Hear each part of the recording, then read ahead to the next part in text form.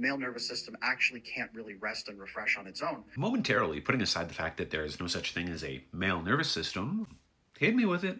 We have to study asceticism, prayers, or kung fu in a cave for 20 years without speaking to someone. Sounds like somebody recently rewatched Batman Begins. This is, of course, just demonstrably and laughably untrue. Emotional intelligence isn't restricted to women and men who have studied with monks. This is ludicrously misandrist. We can learn to kind of regulate our nervous system enough to inspire a little bit of serotonin and oxytocin. I guess if I'm being charitable, maybe what he's describing is a kind of learned helplessness, which is, of course, a social construction. Because we have so consistently received negative reinforcement when we attempt to do something, to change something, that we just land in a place of hopelessness. Except that we can learn emotional control, we can learn self-regulation.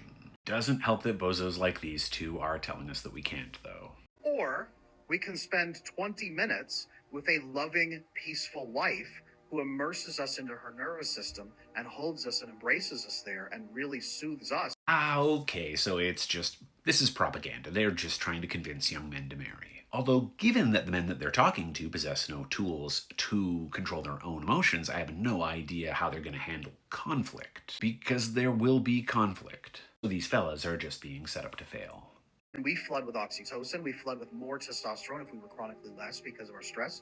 We flood with human growth hormone for wound healing, and we flood with melatonin to sleep deeper at night. Look, the problem here isn't that what he said is untrue. The problem is that these are also benefits you can accrue from having many close friendships or going to therapy and learning to regulate your own emotions. It isn't your wife's job to transform you into a functional human being.